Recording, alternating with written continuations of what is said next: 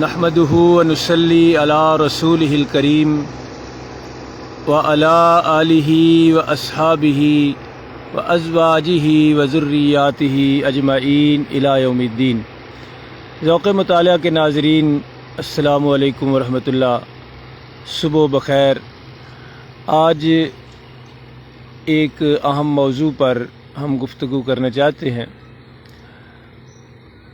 امید ہے آپ غور سے سماعت فرمائیں گے، اور جیسا کہ گزارش کی ہے میں نے کہ آپ بھی اس اہم سوال کا جواب کمنٹ میں ضرور دیں۔ آپ کیا سوچتے ہیں، آپ کس نتیجے پہ پہنچے ہیں، یہ ضرور بتائیے گا۔ عروج اور زوال کی کہانی اس دنیا میں ہر وقت جاری و ساری ہے۔ ہر دور میں، تاریخ کے ہر حصے میں کچھ قومیں، کچھ تہذیبیں، کچھ معاشرے عروج سے مالا مال ہوتے ہیں، اور بالکل عین اسی لمحے دنیا کے کسی کونے میں ضرور کچھ تہذیبیں اپنی موت مر رہی ہوتی ہیں، کچھ معاشرے زوال کی دھول چاٹنے لگتے ہیں، اور کچھ تہذیبیں اپنے خاتمے کے قریب پہنچ جاتی ہیں۔ یہ عروج و زوال کی کہانی دعوت فکر ہے ہر اس بندے کے لیے کہ جو اس حوالے سے سوچتا ہے کہ اس کا ملک، اس کی تہذیب، اس کا معاشرہ عروج پائے، ترقی میں آئے۔ عروج سوئے سوئے نہیں ملتا، عروج سست قوموں کو نہیں ملتا، عروج بے ایمان قوموں کو نہیں ملتا، عروج ہر ایسے بندے کو ملتا ہے، ہر ایسے ملک کو ملتا ہے، ہر ایسی تہذیب کو، ہر ایسے معاشرے کو ملتا ہے جو مخلص ہو، ایماندار ہو، محنتی ہو، اور صاحب علم ہو۔ اور اسی طرح زوال ہر اس بندے، ہر اس معاشرے اور ہر اس تہذیب کا حصہ بن جاتا ہے، اور ضرور زوال آتا ہے ہر اس معاشرے اور اس تہذیب اور اس فرد پر جو بے ایمان ہو، سست ہو، محنتی نہ ہو، مخلص نہ ہو، ایماندار نہ ہو۔ یہ چند جملے میں نے اس لیے عرض کیے کہ ہمارا ملک عزیز، وطن عزیز پاکستان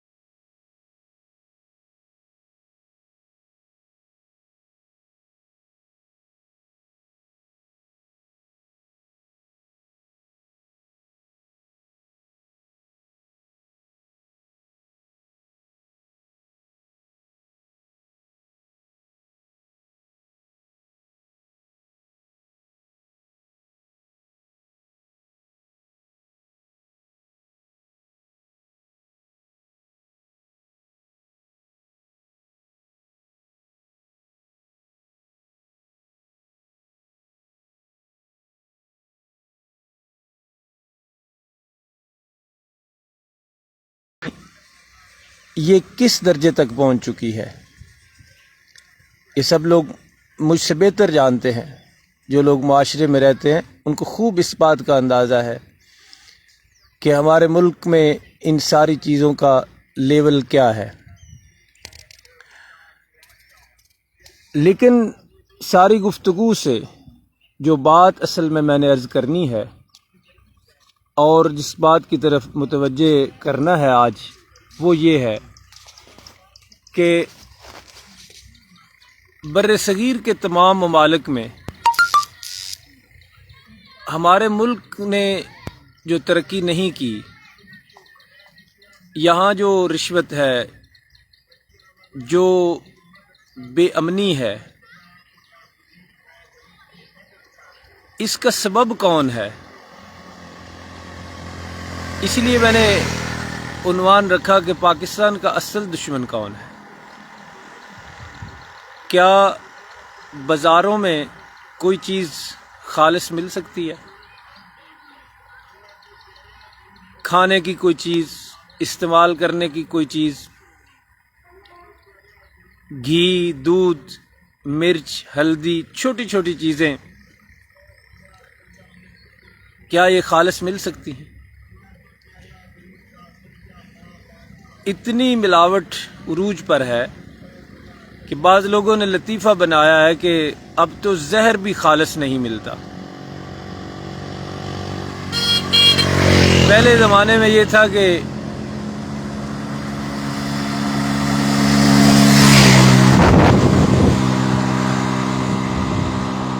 ایک نمبر چیز ہوتی تھی اور 2 نمبر پہ، اب تو نمبروں کا بھی کوئی شمار ہی نہیں کہ کتنے نمبر کی چیز ہے۔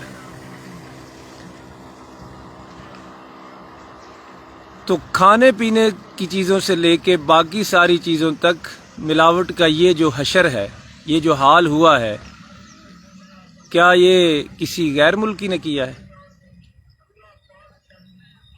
یہ ملاوٹ والی ساری چیزیں بازاروں میں کون پہنچا رہا ہے؟ کیا وہ پاکستانی نہیں ہے؟ محکموں میں چلے جائیں، رشوت ننگا ناچ ناچ رہی ہے، کوئی کام جائز نجائز رشوت کے بغیر نہیں ہو رہا۔ جن محکموں نے رشوت روکنی تھی، وہی رشوت کے سب سے بڑے مرکز اور اڈے بنے ہوئے ہیں۔ پولیس میں جائیں، کوئی کام رشوت کے بغیر نہیں ہوتا۔ تو رشوت کا یہ جو بازار گرم ہے، کیا یہ کسی غیر ملکی نے گرم کیا ہوا ہے؟ یہ کس نے کیا ہوا؟ بے امنی کس نے کی ہوئی ہے پورے ملک میں؟ کیا غیر ملکی آئے ہوئے ہیں؟ انہوں نے بد امنی پھیلائی ہوئی ہے۔ فرقہ واریت کے حوالے سے جو بد امنی ہے پورے ملک میں، اس کے پیچھے کون ہے؟ کیا وہ پاکستانی نہیں ہے؟ کون کرتا ہے یہ فرقہ واریت؟ کون پھیلاتا ہے؟ نوکری کے ساتھ کون مخلص ہے؟ سرکاری اساتذہ کا ایشو آج کل اٹھا ہوا ہے۔ کیا سرکاری اساتذہ نے اپنا فریضہ ادا کیا تھا پہلے؟ کیا وہ غیر حاضر ہو کر حاضریاں نہیں لگاتے؟ کیا وہ اپنے طلباء کو تعلیم دیتے ہیں؟ آج اگر ان کی نوکری خطرے میں پڑی ہے تو احتجاج شروع ہو گیا، لیکن کیا سادہ سا سوال ہے، لڑنے کی اور جھگڑنے کی ضرورت نہیں، کیا انہوں نے اپنا فریضہ ادا کیا؟ ایک دوسرے کی کرپشن پہ پردے ڈالے جاتے ہیں، بدعنوانی اور بے ایمانی پر ایک دوسرے کا ساتھ دیا جاتا ہے۔ کسی بھی محکمے میں کوئی بھی ایک ایماندار کوئی آواز اٹھا دے تو سارے بے ایمان مل کے اس کا گلا گھونٹ دیتے ہیں کہ تو کہاں سے آ گیا۔ اخرجوہم من قریتکم انہم اناس یتطہرون، اس کا ترجمہ پڑھیے۔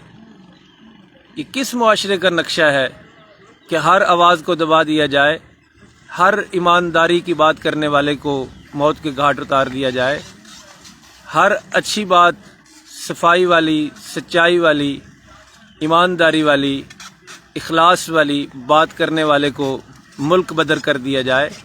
یہ کس معاشرے کا نقشہ ہے؟ اخرجوہم من قریتکم इन्नहुम उनासुन यततहरून।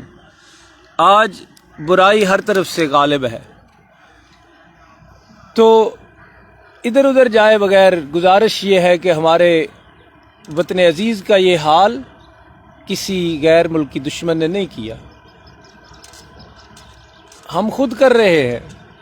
कि मिलावट करने वाला कौन है, रिश्वत लेने वाला कौन है, बदउनवानी करने वाला कौन है, दफ्तरों में बदमाशी करने वाला कौन है, हर जगह पे रुपया पैसा चलाने वाला कौन है, ये सारे पाकिस्तानी हैं। उम्मीद है जो मैं अर्ज़ करना चाहता था वो बात आप तक पहुंच गई होगी। आपसे सवाल ये है कि आप क्या समझते हैं, पाकिस्तान को तबाही के दहाने पर लाने वाला कौन है? क्या ये किसी गैर मुल्की की साजिश है? क्या इसमें इंडिया का हाथ है? वो कहता है कि बेईमान बनो और मिलावट करो हर चीज़ में, और रिश्वत का बाज़ार गर्म करो और अपने फ़राइज़ अदा ना करो। अदालतों पर किसको एतबार रह गया है? पुलिस पर किसको एतबार रह गया है? तो ये क्या कौन कह रहा है कि ऐसा करो? तो दोस्तों, मेरी गुजारिश तो यही है और मुशाहिदा यही है और तजर्बा यही है कि हमने अपने मुल्क का ये हाल खुद किया है, किसी और ने नहीं किया। लिहाजा ये उरूज और ज़वाल के वो असबाब हैं जिनकी रोशनी में हम अपना मुस्तकबिल देख सकते हैं। तो इसके लिए गुजारिश यही है कि हर एक को अपने वतन के साथ मुखलस होना पड़ेगा और आवाज़ उठानी पड़ेगी, बात करनी पड़ेगी, ईमानदारी इख्तियार करनी पड़ेगी, मेहनत करनी पड़ेगी और अपने मुल्क को मोहब्बत के साथ उरूज की मंजिलों तक ले जाने के लिए एक ज़िंदा कौम बनकर, एक मुहिब वतन कौम बनकर और एक मेहनती और बावफा कौम बनकर हमें सोचना होगा, वरना इसके बगैर वही होना है जो अभी तक हो रहा है। उम्मीद है आप मेरे सवाल का जवाब ज़रूर देंगे। वस्सलामु अलैकुम वरहमतुल्लाह।